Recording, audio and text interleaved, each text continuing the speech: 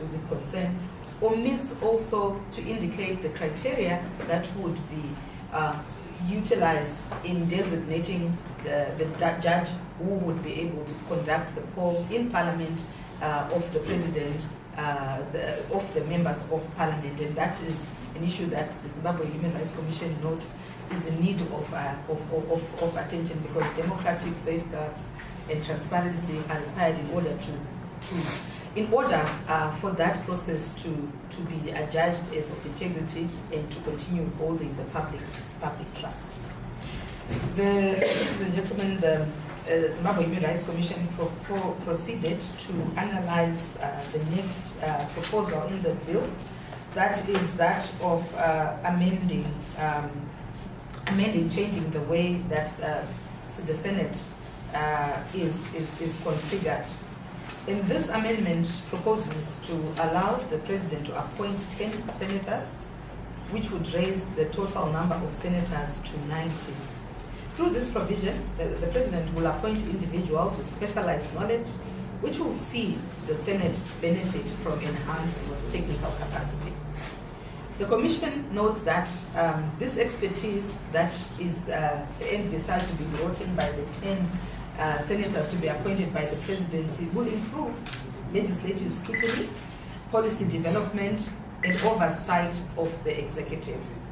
However, the Commission is concerned about the gender parity implications of such an appointment when it is not accompanied by any rider in terms of Section 17 of the Constitution that provides that the state shall take all measures, legislative and otherwise, to ensure that there are at least 50% of women represented in appointed and elected positions. Without such a rider, this may very well undermine the women's rights in the Constitution.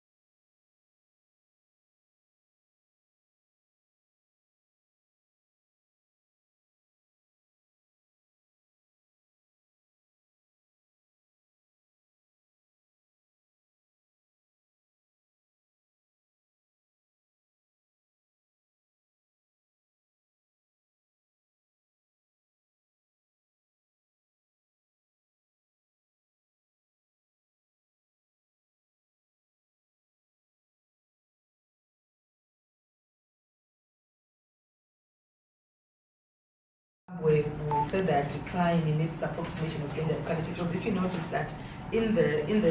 National Assembly, the numbers of women who are members of that assembly are continuing to decline, and those are human rights issues that the Commission is concerned about. The Commission, ladies and gentlemen, proceeded to also examine and analyze the clause that I mentioned earlier that proposes to hive off the delimitation function from the Zimbabwe Electoral Commission by creating a specialized body, and the amendment the Commission knows that the amendment seeks to promote good governance, institutional integrity, and greater confidence in the fairness of electoral processes. The Zimbabwe Human Rights Commission notes that electoral boundary drawing is a highly technical and politically sensitive exercise, requiring impartiality, demographic expertise, and transparency.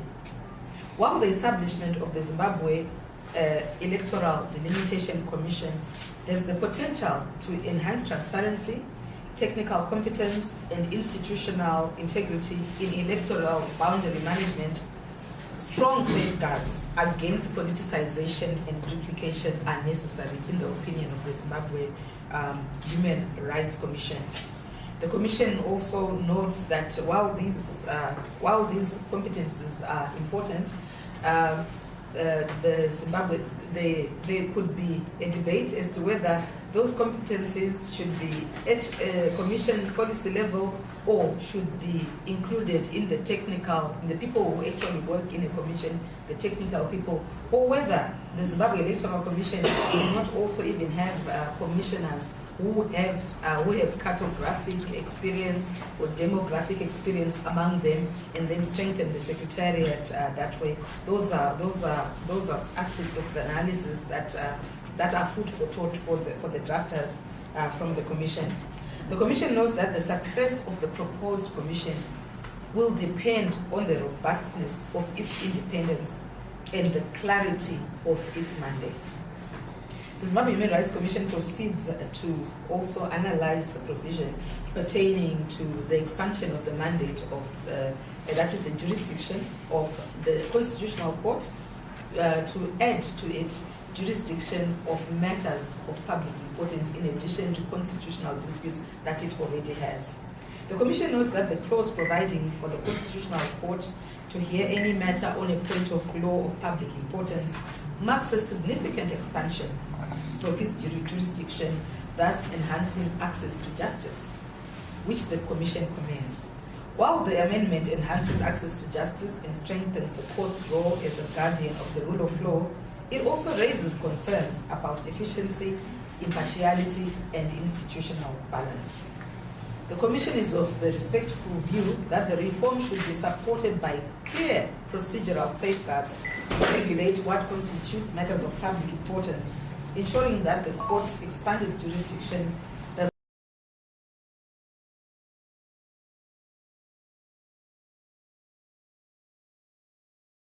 both judicial integrity and the effective functioning of Zimbabwe's legal system.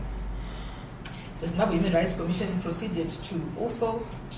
analyze with its human rights and administrative justice